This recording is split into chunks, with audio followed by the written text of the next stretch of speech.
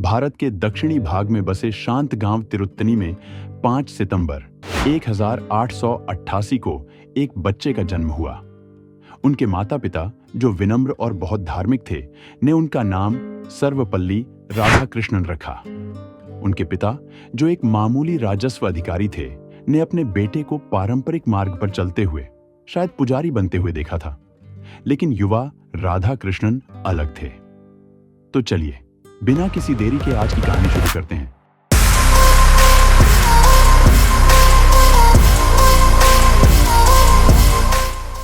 जिस क्षण से वे बोलना सीख गए, राधाकृष्णन की आंखें जिज्ञासा से चमक उठीं।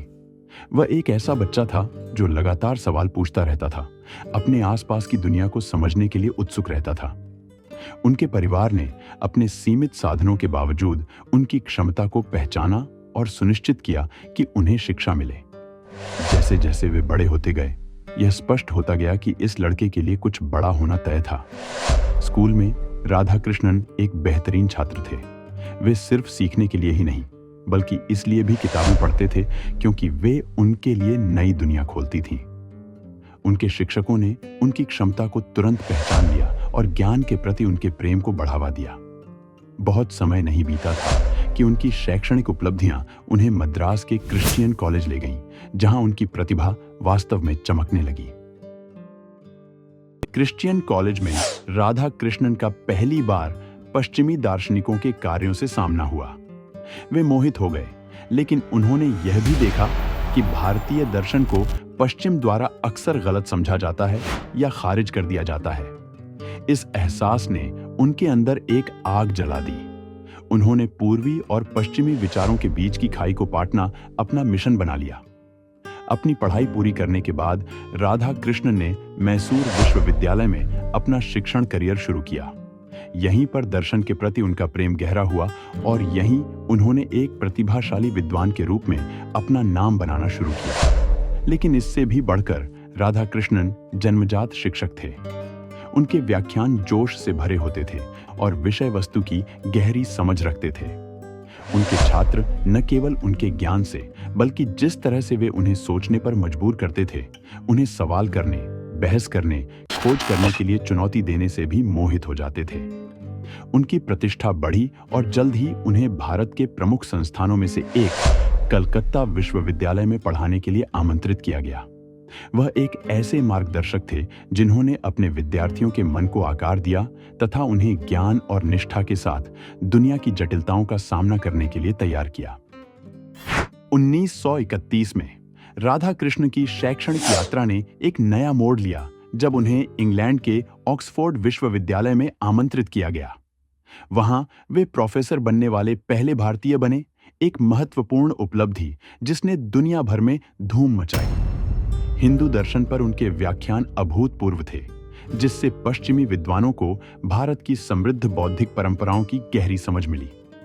अपनी वैश्विक प्रसिद्धि के बावजूद राधाकृष्णन अपनी जड़ों से गहराई से जुड़े रहे।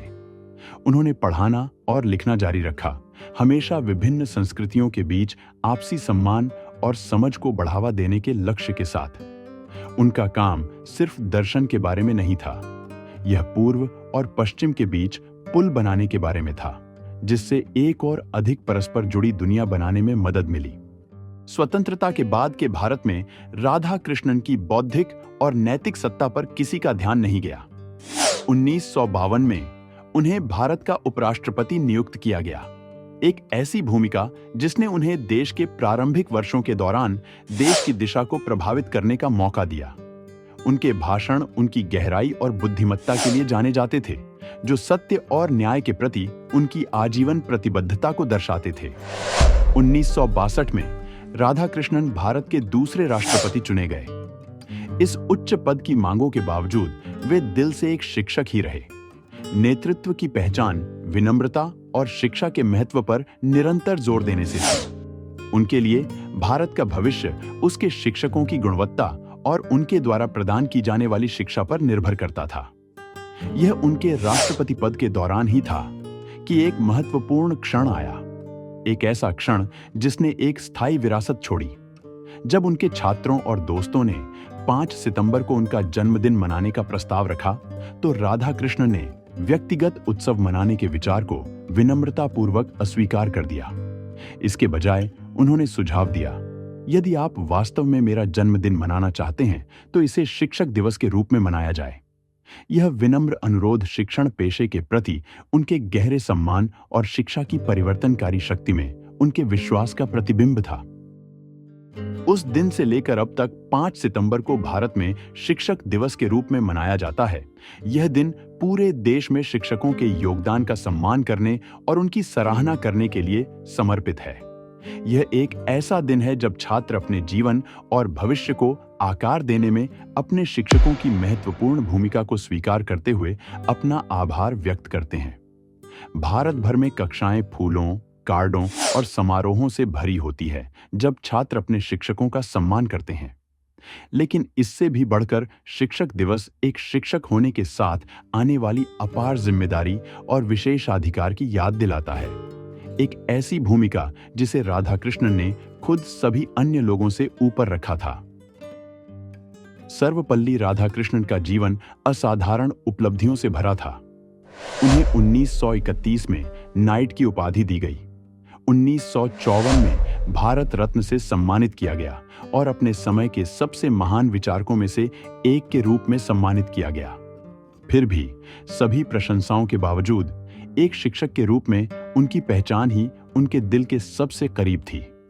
दर्शन, धर्म और शिक्षा पर राधाकृष्णन के लेखन दुनिया भर के विद्वानों और छात्रों को प्रेरित करते हैं। वे धर्मनिरपेक्षता के कट्टर समर्थक थे, सभी धर्मों की एकता और सत्य की साझा खोज में गहराई से विश्वास करते थे। आज भी उनकी विरासत हर कक्षा में जीवित है, जहां एक शिक्षक एक छात्र को गंभीरता से सोचने, सवाल करने और आगे बढ़ने के लिए प्रेरित करता है। सर्वपल्ली राधाकृष्णन की कहानी शिक्षा की शक्ति और एक समर्पित शिक्षक के स्थायी प्रभाव का प्रमाण है। और इसलिए हर साल 5 सितंबर को जब हम शिक्षक दिवस मनाते हैं, हम सर्वपल्ली राधाकृष्णन को याद करते हैं। दार्शनिक, राजनेता और सबसे महत्वपूर्ण शिक्षक। उनकी कहानी हमें याद दिलाती है कि शिक्षा का मतलब सिर्फ ज्ञान प्राप्त करना नहीं है। इसका मतलब है आत्मा का पोषण करना, मस्तिष्क का विकास करना तथा उन लोगों के चरित्र को आकार देना जो कल विश्व का नेतृत्व करेंगे।